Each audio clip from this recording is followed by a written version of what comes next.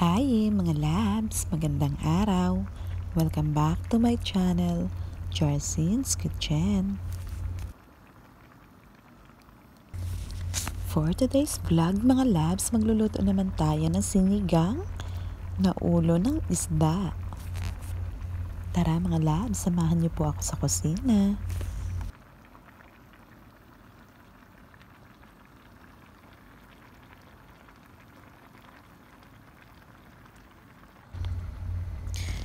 Sa pag-ikot-ikot nga pala namin sa fish market mga labs ng Friday, meron akong nakita na ulo ng lapu-lapu.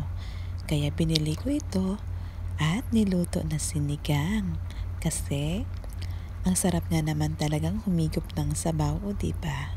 Iba pa rin talaga ang pagkaing Pinoy.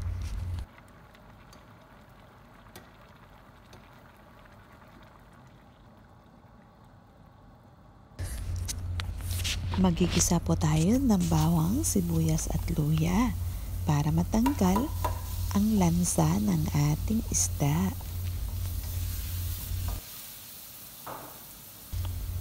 Ginigisa ko nga pala ito mga labs pag ako nagsisigang ng isda kasi ayoko yung may maamoy ako.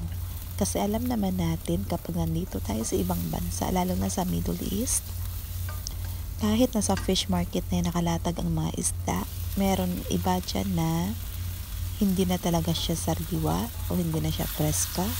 Kaya kailangan po natin itong igisa para matanggal na din ang amoy.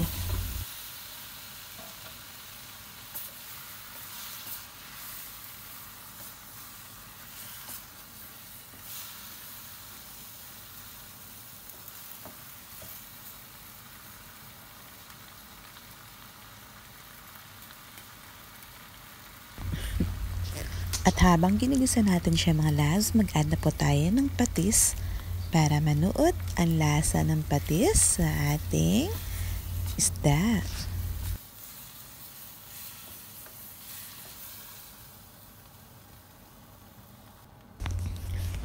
Then mag-add lang po tayo dito ng water at ilagay na po natin ang sitaw.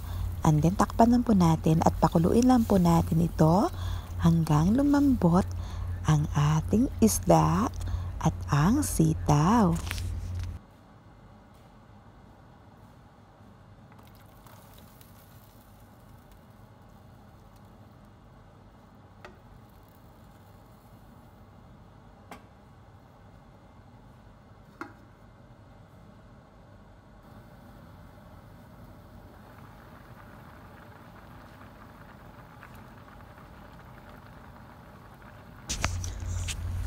At this point mga labs, luto na po ang ating isda at ang sitaw.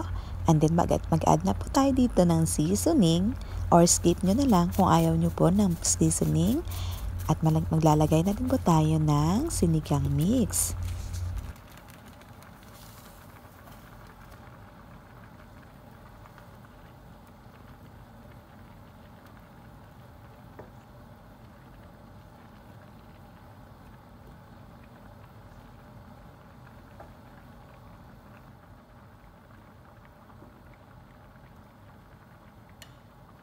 At maglalagay na po tayo dito ng paminta at ilagay na po natin ang ating green leaves.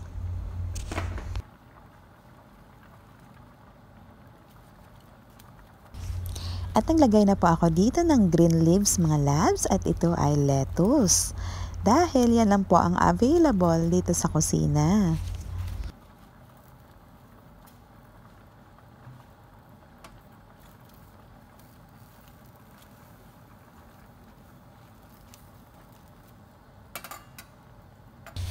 At syempre maglalagay din po tayo ng sili mga labs. At takpan lang po natin ito ng ilang sandali.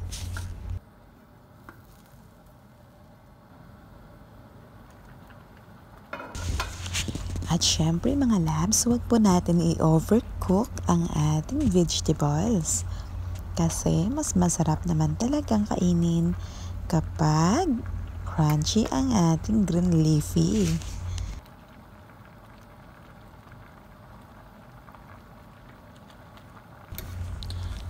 Ito na mga labs, luto na po ang ating sinigang na ulo ng lapu-lapu. Amoy pa lang mga labs, naku po, mapapawaw ka. And that's it my vlog for today mga labs. And stay tuned dahil marami pa po tayong i-share sa inyo. And again, thank you for watching. God bless you. Bye-bye!